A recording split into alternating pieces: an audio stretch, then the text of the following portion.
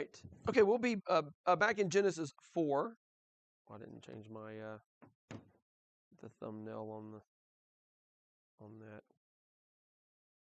that. But Genesis chapter 4.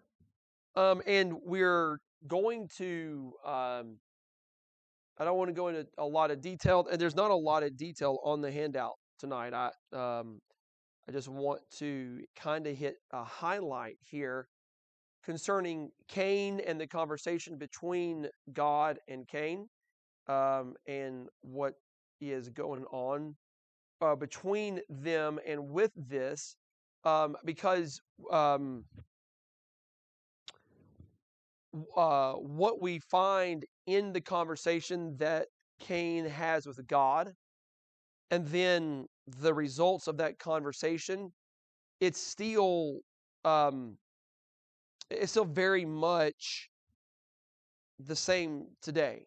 Okay, it's still very much the same attack, approach, conversation that people have.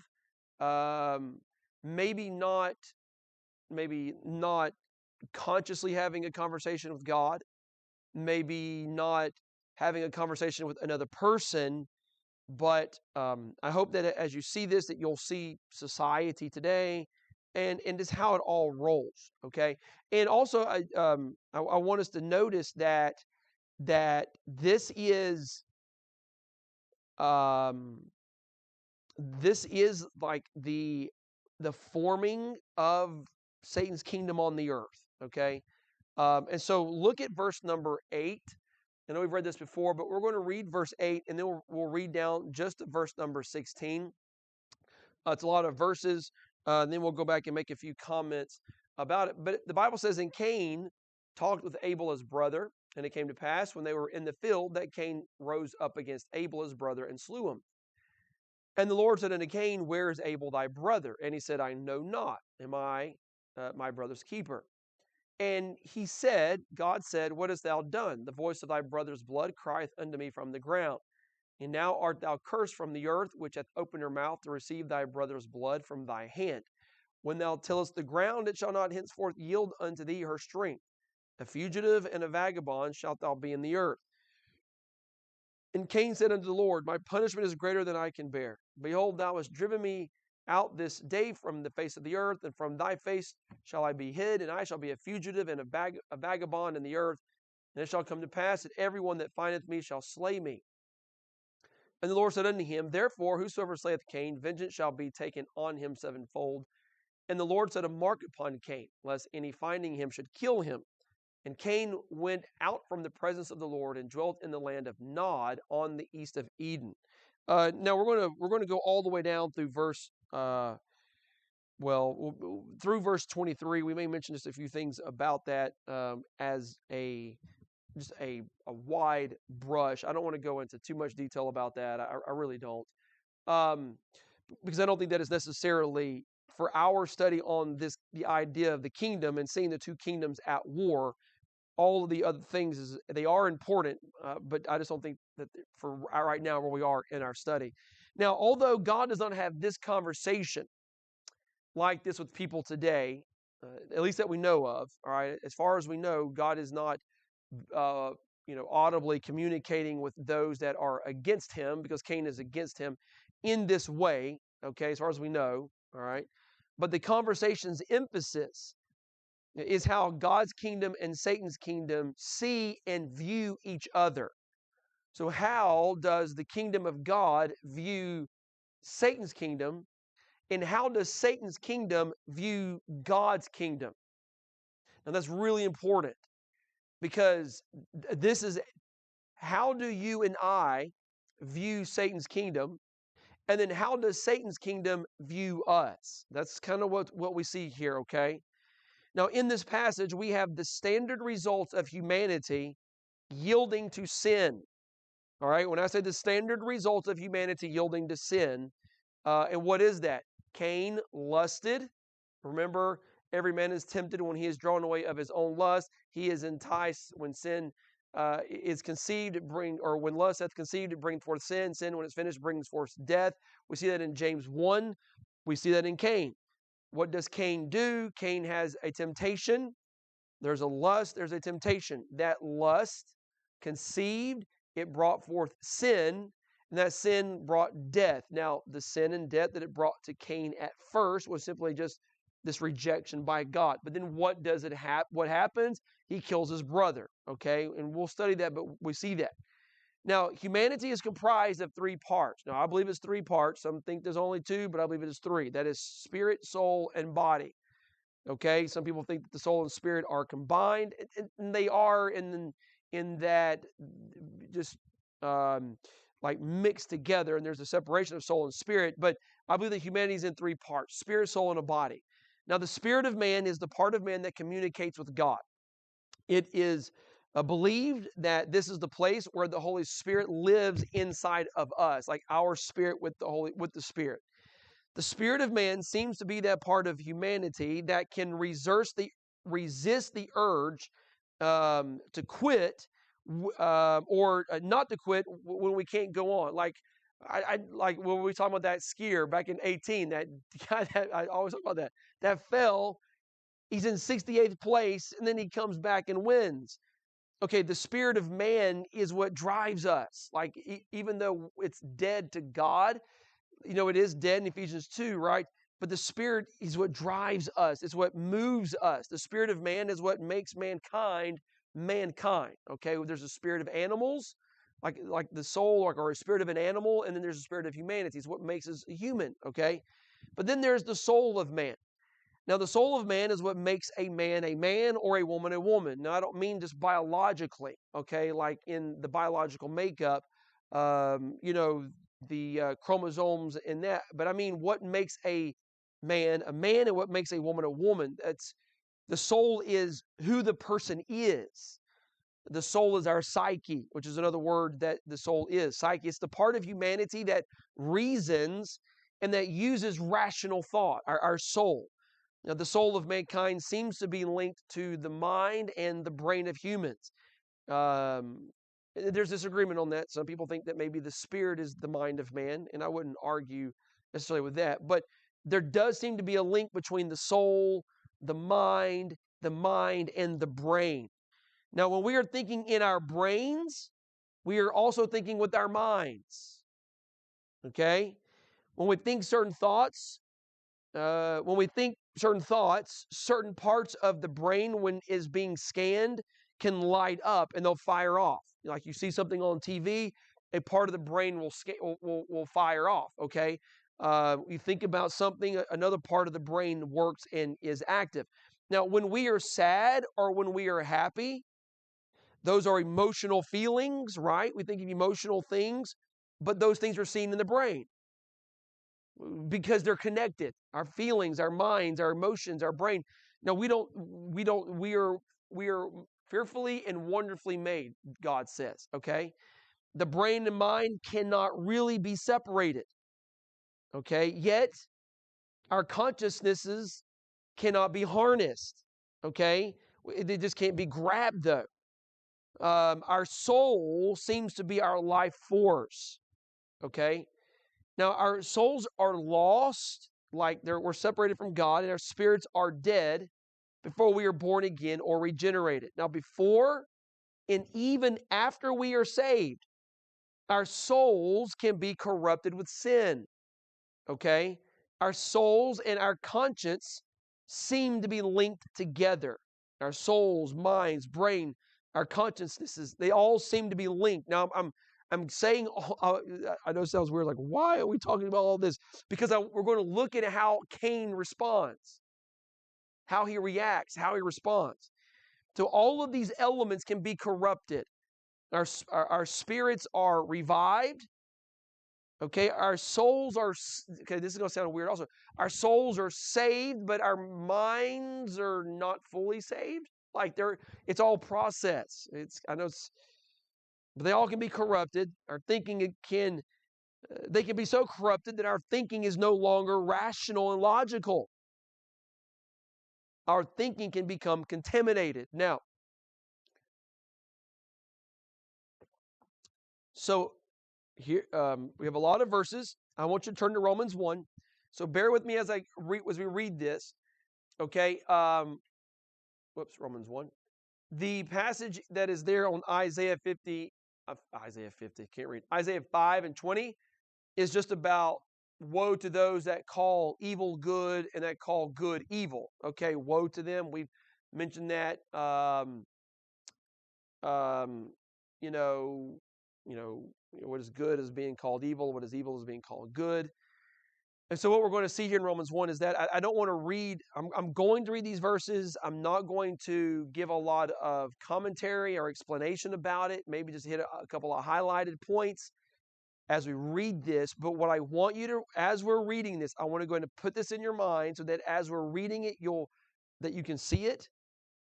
What God is going to do, what God is going to reveal to us is the process of a person who, when they fail to recognize God spiritually, it affects their capacity to be rational and to be logical. Okay, and that's really important. Okay, when we fail to acknowledge God, and to acknowledge God is a spiritual matter, right? It's a spiritual thing. It's a soulish thing. And when I say soulish, I mean with our minds, to think about God and to recognize Him and just to acknowledge, okay, yes, there is God, a God, right? Okay. So verse 18, he says, "For the wrath of God is revealed from heaven against all ungodliness and unrighteousness of men," notice this, "who hold the truth in unrighteousness." Now, truth is reality. And so they're holding truth. They've got it in their grasp, but they're holding it in unrighteousness or in an unrighteous manner. And they're not looking at it from God's perspective. They're not holding it from that. So how does this happen? They hold truth, but in unrighteousness? What do you mean? Okay, so he explains it. Because that which may be known of God is manifest in them. For God hath showed it unto them, okay? Because that which may be known of God, there's things that we can know about God. Paul says it's manifested or it is revealed inside of them. What do you mean it's revealed inside of them? Because God has actually showed it to them. You go to any 4, 5, 6-year-old little kid, in church, out of church, and you talk to them for just a few minutes, not trying to persuade them, they'll admit, I can believe in a God. I mean, really, even at a young age. Okay. Why? Well, because God has actually shown it to us. Well, how? Verse 20. "For the invisible things of Him from the creation of the world are clearly seen." Well, what does he mean, the invisible things of Him from the creation of the world? We'll say, well, he could be talking about himself. He could be. He is invisible. The invisible things of Him could be. Or it could be, and the reason why I'm saying could be is I'm not going to give you a definite. I'm throwing a bunch of stuff out there at you. But what about hydrogen? You can't see it. But what can you see? Well, you can take a couple of hydrogen atoms and an oxygen atom and combine them, and what do you get? Water. You can't see hydrogen, you can't see oxygen, but you can combine them both and you get water. And then if you take that same oxygen and then you create fire, you can put out that same thing. With fire, you can put out the oxygen and the hydrogen. With using the same things to make water, you can use those same things to put out the water. Okay, the point is that these are the invisible things that we can't see, but we can see them through creation when God puts them together. So that for the invisible things of Him from the creation of the world are clearly seen, being understood by the things that are made. There it is. Even His eternal power and Godhead, so that they are without excuse. Now, verse 21, he continues, "Because that when they knew God." Now, what does it require to know God? In order to know someone, in order to see those things, in order to understand them, that's what it means when they knew God. When He was manifested in them, to understand something and to know something takes rational, logical thought. It does. How do I know that 2 plus 2 is always 4? Well, I just memorize it and I know it. Okay, yeah, no. But the principle behind it is rational. It is a logical thought. Okay? Because when they knew God, they glorified him not as God, neither were thankful. But they became vain in their imaginations. Now, what is imaginations? Thinking. Vain, of course, we know that it means to be empty, but the point that Paul is making is that to think about God and to know God, okay, is to be full and to have value. But what happened? They became valueless and empty in their imagination. Now, notice what it says, and their foolish heart was darkened. Now, within the context here, the heart, we know the heart is not the beating thing inside of us. The heart is going to go back to when we know God, when he is known to us. The heart is speaking of this, the rational thought of humanity, the logical deductions that we can come to that, okay, the reason they're, okay, I know this is getting kind of like into defending whatever, but it's called the Kalam cosmological argument. Okay, this is kind of, okay. But the idea is that anything that comes into existence has to have a cause. The universe, let me rephrase that. Anything that begins to exist has a cause. The universe began to exist, therefore the universe has a cause. Okay, now saying all of that that's just a logical, rational thinking. Now what happens? Well, I know God. He is clearly seen. I can understand him. I can see through his creation. But because when I knew who God was, yet I did not glorify him as that. I did not recognize him as that. I did not, with my rational thought, acknowledge him. And when that happens, then what happens? My imaginations and my thinkings becomes vain, becomes empty, it becomes pointless. My thinking, my mind becomes foolish, but it becomes what? It becomes darkened. I cannot see. Paul says this in verse 22, professing themselves to be wise, they became fools.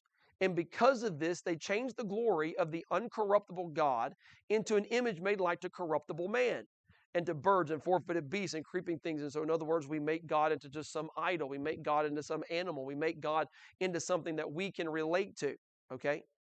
When this happens, look at what verse 24 says. Wherefore, God also gave them up.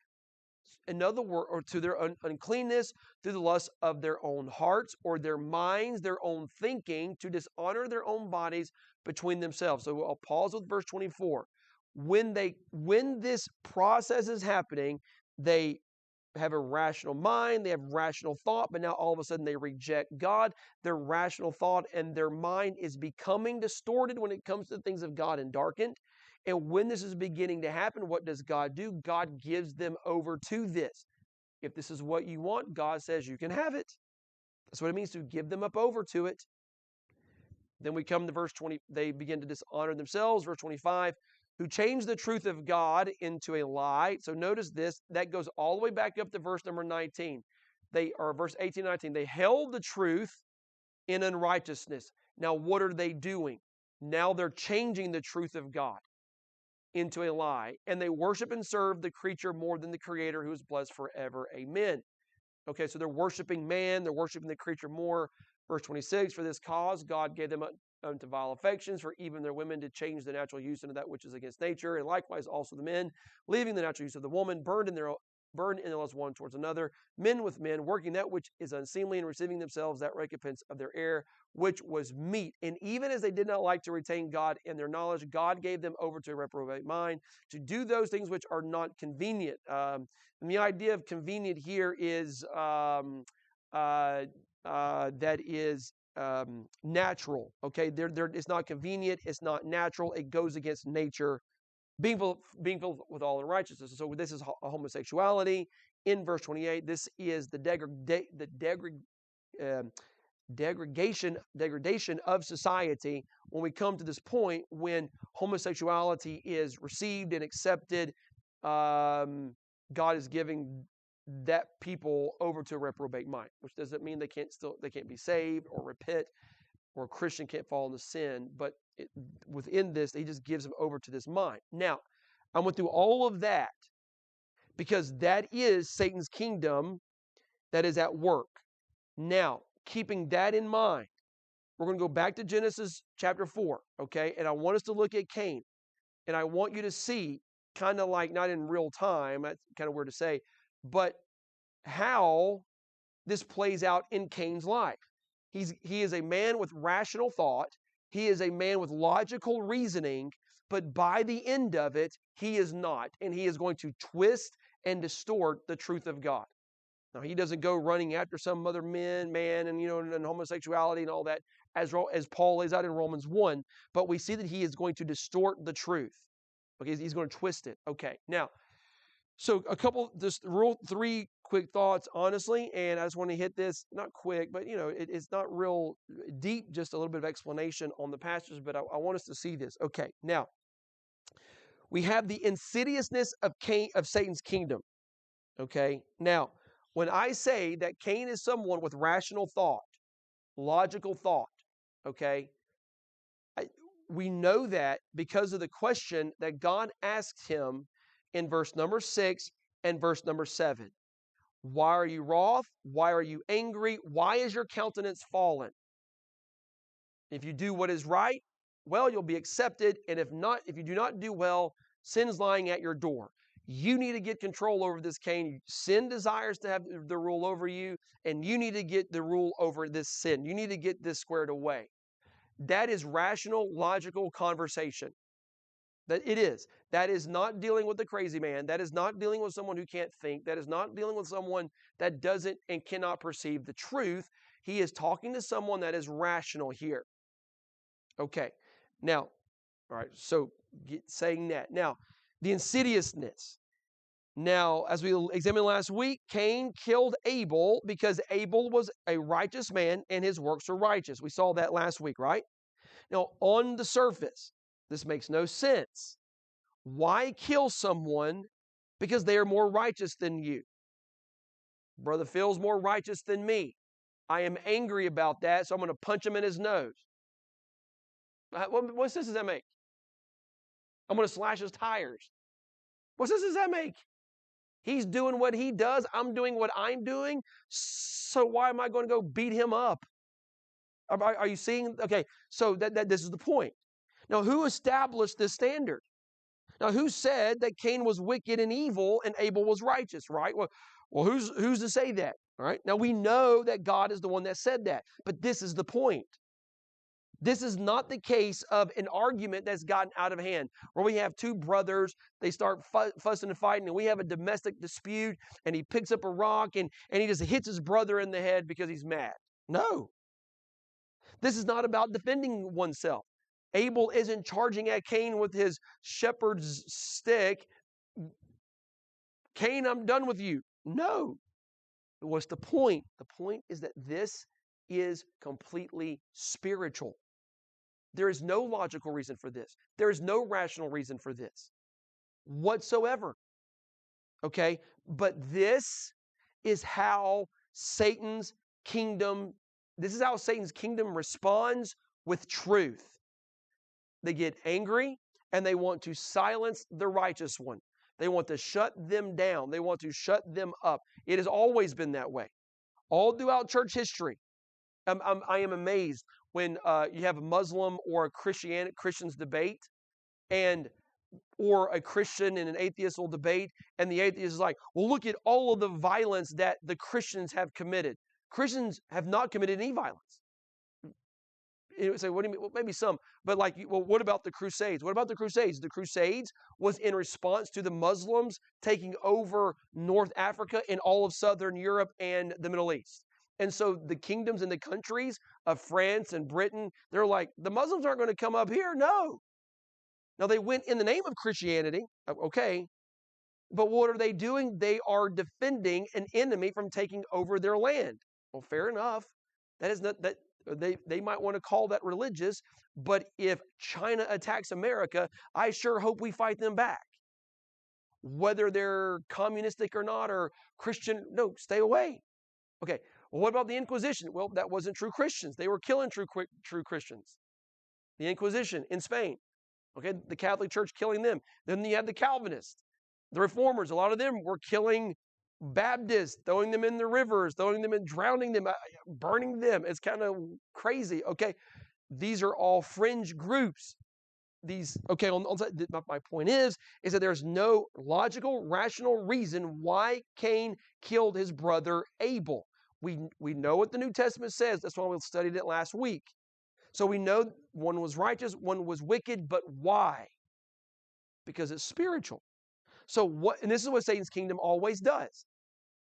This is what they do. When you respond to them with truth, this is what happens. Okay, this is just what happens. I don't care in what form, but right now we're just speaking on the spiritual things. So I want us to consider the insidiousness of Satan's kingdom. And when I say insidiousness, I want you to see how wicked that Cain is. Okay? Letter A, or the first thought in verse number 8, I want you to notice the disingenuous friendship. Now, this is what Satan's kingdom does. Now, listen to what he says in verse 8. And Cain talked with Abel his brother, and it came to pass when they were in the field that Cain rose up against Abel his brother and slew him. Now, I mentioned it a few weeks ago. But this is the ploy and tactic of Satan. He wants to get close and cause people to lower their defenses. Now, I'm not saying that Abel did. I mean, Abel doesn't, there's no reason at all that Abel should think that his brother is going to do this. Okay? But that is the point. We see all through Scripture that this is what Satan does. So there should never be a time in our lives as believers that we lower our defenses against this ploy of Satan. It is possible that Satan knew his brother was angry. Well, and the reason why I say it's possible that Abel knew it was because God knew it. His face changed. His face glowed red. Okay, yeah, he's mad, but it's over. By this point, Cain seems calm. Cain's being friendly. What's the point? They want you to accept them. Their friendship is not real friendship. Okay? And it's not. It's disingenuous. I tell you what, we can get along. You lower that, and I'll lower, and we can just get along. Okay? This is what Satan does, and it's disingenuous. It is not real. Secondly, notice the duration of the friendship. When Moses is writing this, and Cain talked with Abel his brother, and it came to pass. This is a part of Satan's plan. Satan does not always rush. He can take his time, and he can wait for the right opportunity. Why? Because Satan has all the time he needs. We know that the demons and the fallen ones know that they have a short time. There's going to come a judgment. They don't know when that judgment is coming, but Satan's in it for the long game, okay? We can look at American history. We can look at the church in America, and he has taken his time, and there's a lot of negative things within the church right now, right? And there is, but the duration of it. Thirdly, notice the desire through the friendship. Now, this is the ultimate goal, and what is that? This is the desire, kill the righteous person. All through humanity's history, this is what has happened. Those who trust in themselves for salvation, which is what Cain was doing, always want to destroy the ones that trust in the Lord by faith. Always. Always. And if you're ever curious, if you have a friend, family member, maybe an acquaintance, maybe someone that you maybe enjoy talking to about religious things with, maybe, and you wonder, what do they think about salvation? Ask them that. You say, hey, what do you think about being saved? What do you think a person needs to do in order to get to heaven? What do you think they need to do, to make sure Christ receives them? What do you think they need to do? And listen to their response. If they say, we have to receive him, and when we have to be faithful. Really? So you think that you have to be faithful and to God in order for him to receive you? Yeah. Oh, what happens if you stop being faithful? Well, you might lose your salvation. Oh, so you don't believe that you can keep it? Well, what if Scripture tells us that we can? Oh, but it doesn't. No, I get it. I understand why. Like the part of them that does it is the same reason why. One of the reasons why Cain is because Cain is what he wants to do. But today, when people are taught certain things, they don't want to let go of that belief, right? They let go of that belief, then their world may shatter. Their world may shake. But what will they do? They will become very indignant. They will become very hostile even. Now, all of humanity is religious. Cain is religious. Abel is religious. We all worship something. We all seek to fill a void in our life. Now, whether it is naturalism or spiritism, we all trust in something to be true. Cain held the truth, but he held it in unrighteousness. Okay? And what does he do? He kills his brother. That's just the first thought. That's just the first stage. This is the first part. Notice in verse number 9 through verse 16, we have the insurrection of Satan's kingdom. Now, this is how the kingdom of Satan responds, again, to the confrontation by God. God confronts him in verse 5 and 6, right? And 7, and then what was Cain's response? An insidiousness. He gets close to the righteous one, and he says, well, if God's not going, I'm going to kill God's person. I'm going to take out this righteous person, okay? That's the first step. But this is the second step, the insurrection of Satan's kingdom. And I hate, not hate, like, I hate, but poor choice of words. This is not necessarily the example that I always enjoy using, but it is an example that we saw that happen. I mean, we go back to the incident with Charlie Kirk, all right? Because Charlie Kirk, there was a religious aspect to him. There was a political aspect to him. I mentioned it when it first happened. And I'm using that as an example because it was a very blatant thing in our nation. He started out very political, okay? It was all political, okay? But through his politics, religion and his Christian faith got brought into it. And we mentioned it when it happened, okay?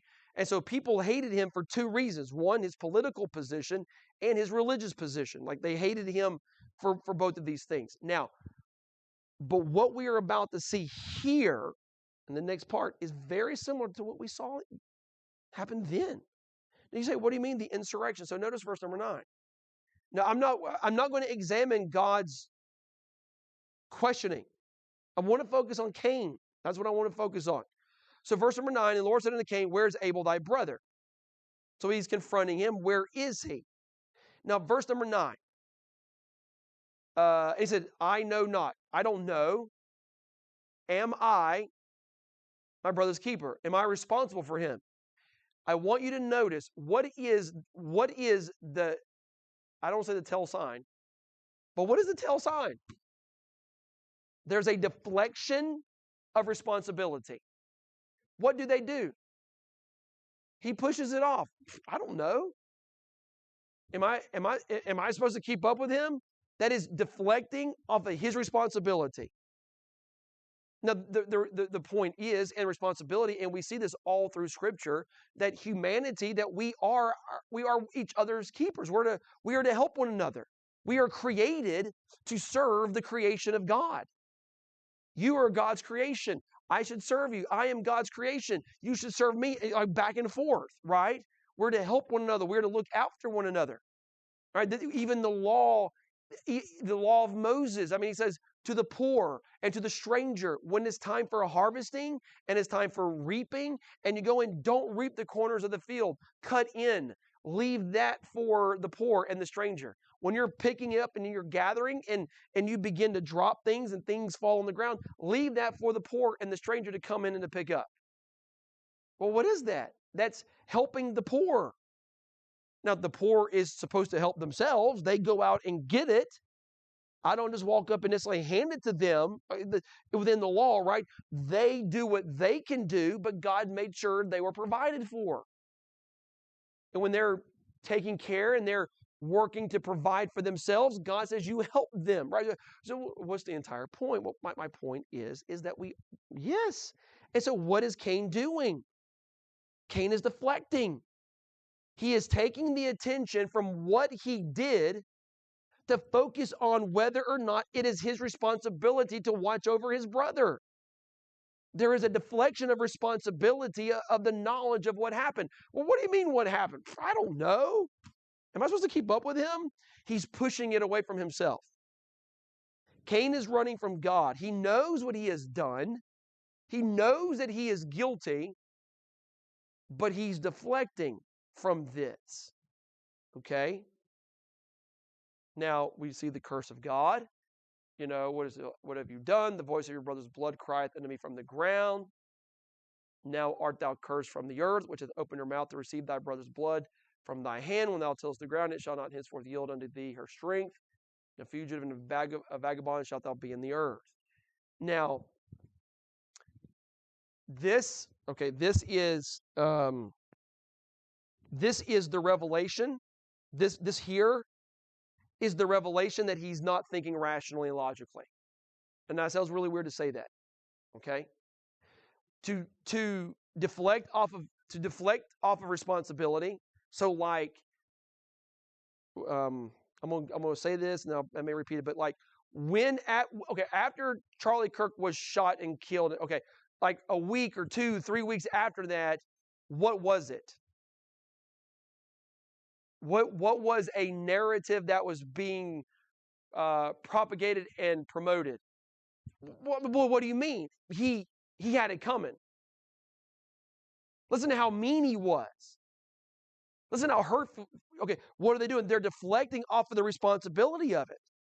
But then, verse 13 and 14, here it comes some more. Here's the punishment. Cain said unto the Lord, my punishment is greater than I can bear. I know we talked about that briefly last week. But my punishment is greater than I can bear. Behold, thou hast driven me out this day from the face of the earth, and from thy face shall I be hid. And I shall be a fugitive and a vagabond in the earth. And it shall come to pass that everyone that findeth me shall slay me. There is a deflection of responsibility, but number 2, there is a denial of reality. Now, and I don't want to get all into this because I know some people, we hear this, it gets a little crazy, but so I was very curious about this, okay? Now, we know this is just sinful. And I want you to remember, that's why I went over Romans 1, how sin corrupts our thinking, okay? Now, in modern day psychology, Christian psychology, okay, what Cain is doing right here, this is what it is called, this is what we saw with the Charlie Kirk thing, and this is what we see. It's called this, the just world hypothesis. Now, what is that? Now, the just world hypothesis, this is what it is. Cain did not think that the judgment he received was appropriate. He was denying the reality of the seriousness of his actions.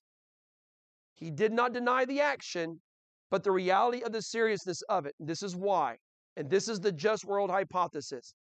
He thought that what he did to Abel was fair. In this just world hypothesis, this is the idea. If you do good, good things will happen to you. So if you are receiving bad things, it's because you're a bad person. Abel received a bad thing from me because he's a bad person. God, it is not fair what you're doing to me because I am a good person and what you're giving to me is bad. That is just world hypothesis. In Christian psychology, when they're trying to talk to people and narrowing down their sinfulness and talking to them and explaining things to them, why does a Christian husband or a Christian woman or whatever, when they go and they cheat on their spouse or whatever, and they're sitting down, and then the pastor or the Christian or whatever, they're trying to talk to them and counseling with them or whatever it is, and they're trying to narrow it down, and then they respond, well, you don't know what she did, or you don't know what he did, or what, whatever. It's a denial of reality. Now, Cain is not denying what he has done. He never said, no, I didn't do that. No, he doesn't deny what he has done, but he is denying that what he has done is wrong. He doesn't see anything wrong with it, and we know that he doesn't see anything wrong with it because when God thrashes out the judgment on him, he's like, oh, this isn't fair. Now remember, he took a man's life. This man is no longer breathing. He's no longer living. His blood has been spilled. And what's going to happen to Cain? Okay, well, he's going to try to plant things and it's not going to grow. You're going to be cursed. All right? You're going to be a vagabond and a fugitive. You're going to wander around in fear, always wondering if someone's going to kill you or not, or always wondering what's going to happen to you. You're still alive. It's like Okay, so here it is. It's like when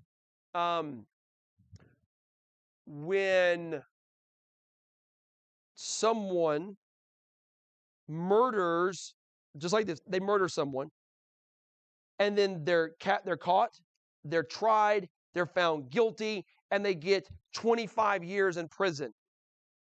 And the family's like, yeah, I'm glad that he's getting his punishment, but he's still alive. And you can't replace life and death with this. Now, why didn't God kill Cain? Okay, God has not instituted capital punishment. He'll do that later on in Genesis 9. At this point in Genesis 4, God is dealing with humanity from this perspective in a covenant almost. I won't say use the word covenant because he doesn't use the word covenant here, but he's dealing with them through some say like human conscience, where he's allowing humanity just to live and to let it play out. Okay, so he doesn't kill him here. Later on, God will institute capital punishment, but there is a denial of reality. Okay, thirdly, verse number 16, there is a departure from righteousness. Now notice this. And Cain went out from the presence of the Lord and dwelt in the land of Nod on the east of Eden. Now, Eden was a real big place. The Garden of Eden was inside this place called Eden. Well, Nod is on the east of Eden. Like, so wherever Eden is, let's say Eden is in the Middle East, in the Fertile Crescent, the east would be like in the direction of India or like China in that way, just toward the east. Maybe not that far, but just in that direction, okay? In the land of Nod. He knows his wife. Cain knew his wife, verse 17. Where did his wife come from? Adam and Eve had other children besides Cain and Abel. At this point, the brothers and sisters married one another. It wasn't weird. It wasn't an odd thing for this to happen. I mean, it just wasn't, okay? The gene pool, there was no contamination or anything like that yet. It was still very pure, very clean, so no harm as far as that goes, okay? And that's just what they did at that time. But what I want you to notice, listen to what he says in verse 16, and Cain went out. He left the presence of God. The word presence here has the idea of face. So he left the presence of God. He left the face of God. He left the place of righteousness and the place of rightness. This is what happens to those in sin and those who are blinded by Satan. All right, he left the very one that could have helped him. There's nothing in here that says Cain still could not have repented and said, God, I want to bring the right sacrifice. Oh, God would probably still have the curse on him. Okay, he didn't just lift the curse from Adam and Eve. All right, he would have left the curse, but there's no indication that God would not have forgiven him, even though there's not. But what does Cain do? Cain leaves. There's a departure from righteousness. And so what do we see in Satan's kingdom? How does Satan's kingdom see us? Well, they see us from a very insidious perspective. They're very disingenuous. They will take as much time as they need to destroy the righteous person. And when they destroy the righteous person, this is how Satan's kingdom sees us. Please understand, they see us as Cain saw Abel, and that is as the enemy. That's how Satan's kingdom, they do not see us as wrong. They see us as Cain saw Abel, an enemy. Why? Because their thoughts have been distorted. There's no rational thinking. Their hearts are darkened. Their spiritual condition is blinded and is darkened, as Paul says. And they deflect, they deny, and they leave righteousness. It is an amazing thing. And why did, in the early church, certain aspects of Christianity, whether it be Catholicism, Calvinism, some of the reformers, and not all the reformers were that way, and I know that. No. Look in the United States of America. When our nation was founded and the Puritans landed in Massachusetts and founded Massachusetts, they wanted to have a society of Christianity, okay? And they divided they began within that community a covenant. They made a covenant with God. In Massachusetts, in the colony of Massachusetts, we're going to have a covenant with God. Because as long as we have this covenant with God, if we honor him, he'll honor and bless us. They get that from the Old Testament, right? With Israel. Okay? We're going to, and then what happened? That first generation, the next generation of people that came along were not into God as much as what the first generation was. So the church, the government of Massachusetts started what they called the halfway covenant.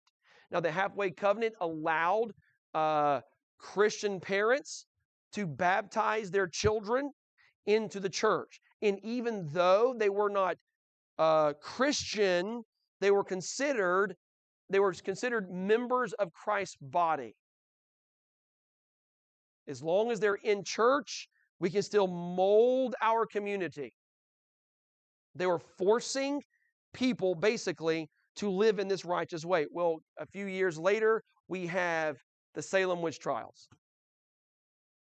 Okay, and I'm not saying, now I know in the Old Testament God says to kill a witch. Why? Well, because a lot of times the witches in the Old Testament would kill children. Blood sacrifice was a very serious thing. It wasn't just like the Wizard of Oz flying around on a broom, all right, and kill the witch. Or no. It was very evil, very demonic. Okay, well, then we have the Salem witch trials, trying to keep. They realized this halfway covenant failed. It didn't work. This is the point, though. Okay, that it is an amazing thing when we do not simply just trust God, live with him, and we lose rational thought. We see why did they kill them? Because they saw them as the enemy. Okay, even though they may thought they were doing right. All right, now, this is what they do. Notice the institution of Satan's kingdom. Two thoughts, verse 17 through 24. We'll read it just, maybe you've never read this before, but we'll read it. Verse 16, and Cain went out from the presence of the Lord and dwelt in the land of Nod on the east of Eden. Cain knew his wife, and she conceived and bare Enoch. This is not the same Enoch that we get to in chapter 5. This is a different Enoch. Okay, and he builded a city. Who builded a city? Cain did, and he called the name of the city after the name of his son, Enoch. And unto Enoch was born Irad, and Irad begat Mehujael, and Mehujael begat Methusiel, and Methusiel begat Lamech. Now, Lamech took unto him two wives, polygamy, already before the flood. The name of one was Adah, and the name of the other Zilhah. Adah bare Jabal. He was the father of such as dwell in tents, and as such as have cattle. His brother's name was Jubal. He was the father of all such as handle the harp and organ. And Zilhah, she also bare Tubal-Cain, an instructor of every artificer in brass and iron. And the sister of Tubal-Cain was Naamah. It's very interesting that they mentioned the sister here, right? And Lamech said unto his wives, Adah and Zilhah, hear my voice, ye wives of Lamech. This is actually a poem in Hebrew. Hear my voice, ye wives of Lamech. Here it is. Hearken unto my speech, for I have slain a man to my hurt, or to my wounding, and a young man to my hurt. If Cain shall be avenged sevenfold, truly Lamech 70 and sevenfold.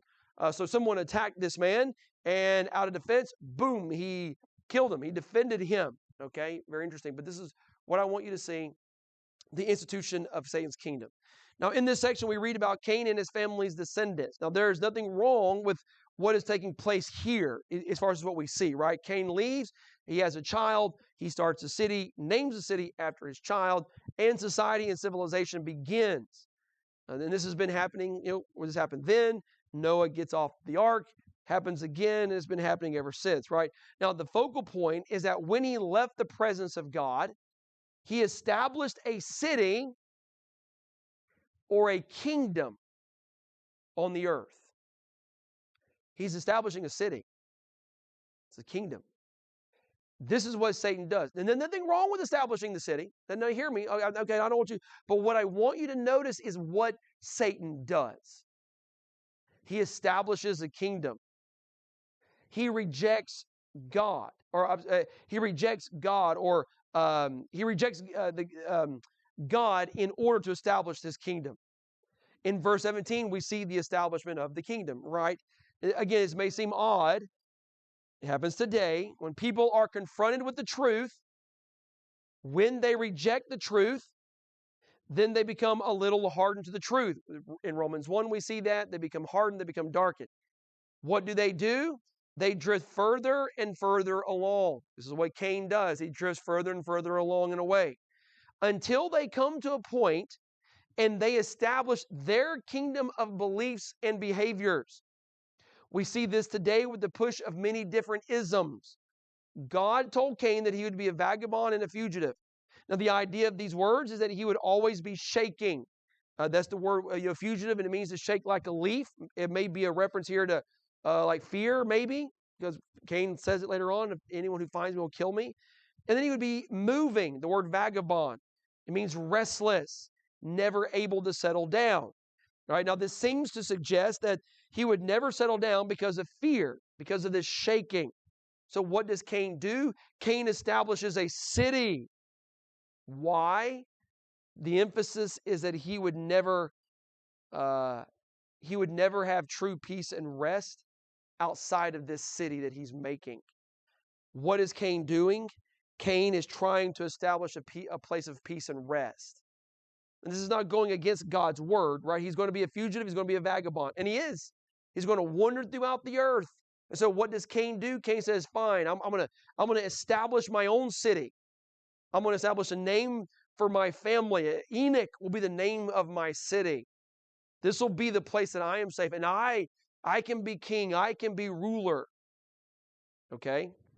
So the point is that this is what Satan's kingdom does. It wants to establish a kingdom. We look at society. I mean, folks, I hope that whether it be through like Islam, and when I talk about like wokeism, I don't mean just political wokeism. I'm not talking about that, but I mean just the push to silence Christianity in order to do what? To do it in order to establish what they want. Right? That's what it is, to do what they want, to have their kingdom. Now, this is what Satan is doing. This is what he does here with Cain. And then we notice the enduring of the kingdom.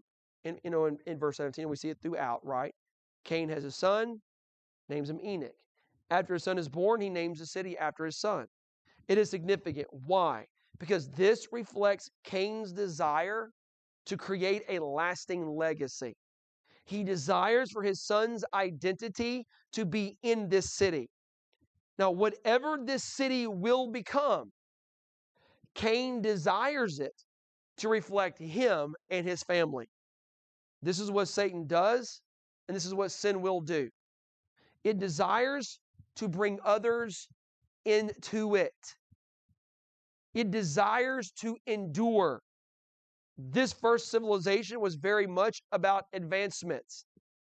It may be that these men and women are the ones that the sons of God come to later on in Genesis chapter 6, right? Okay?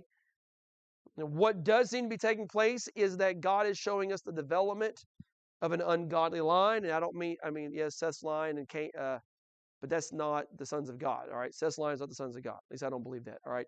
But there is an ungodly line, and there's going to be a godly line. Okay, in that. But what is God showing us through this thing with Cain? He is showing us how Satan's kingdom operates. How does it view righteous people? With anger and hatred and to destroy them. But Brother Dan, Brother Dan, they've got to know. There's got to be a part of them that just realizes that it's wrong. No, there's a denial of reality. They think when bad things happen to Christians, they're getting what they deserve because they believe Christianity is evil. I am amazed on whether it be like Facebook, TikTok, YouTube, whatever, these social media platforms where you can comment, where people comment under them. And when you see something about like a Christian being shot or a godly family dying or some horrific things like that, scroll through the comments and it is amazing how many people respond with, well, they got what they deserved. What is that? That is that just world hypothesis. That they have no rational thought. Well, brother, how do we minister? How do we talk to them? Well, we do the same thing as Christ does. We do the same thing that God did. And what did God do? God reasoned with Cain at first, and then Cain made all of these choices. And what does Cain do? Cain leaves God. What did God do in Romans chapter number 1? He reaches out, and then what does he do? He gives them up to their own minds, and what do they leave? So then, how do we deal with them? How do we talk with them? Well, we have to pray for them a lot. Okay, just pray. Pray that God will open their hearts and their minds. Okay, we still give them truth because God says that His word is like a hammer and it can drill and it can open up things. And it can. But some people, and I'm not saying that some people like are too far gone. I don't want to say that because I don't want to say that. But in Cain's life, Cain left God, and there was nothing that could be done for him. Why? Because Cain is telling God no. How do we deal with these individuals? We have to pray for them. We continue to give them truth. Whether they hear the truth or not, that's all that we can do is give them the truth and pray that God's word will help them. Many times it is not, this is going to sound, maybe you're talking to someone in your family or on your job, and you're trying to give them some truth, and maybe they're against it or whatever, and then somebody else might walk in or somebody else is listening to the side. There's been many times in my life when I'm talking to someone that I know that what I'm talking to them about, they're not hearing it, they're rejecting it. But the people that are standing around are hearing it. They're the ones that are picking it up. They're the ones that are receiving what is being said. This is Satan's kingdom. Okay, Cain and God, this is what they do. And so we might look at the institution of Seth's line next week. I think that is important to see God's kingdom also being established through Seth on the earth. Okay, we'll pray and be dismissed. Thank you for coming tonight. Hope that you understand some things a little more about Cain and even humanity and the way things are today. But we'll go to the Lord in a word of prayer.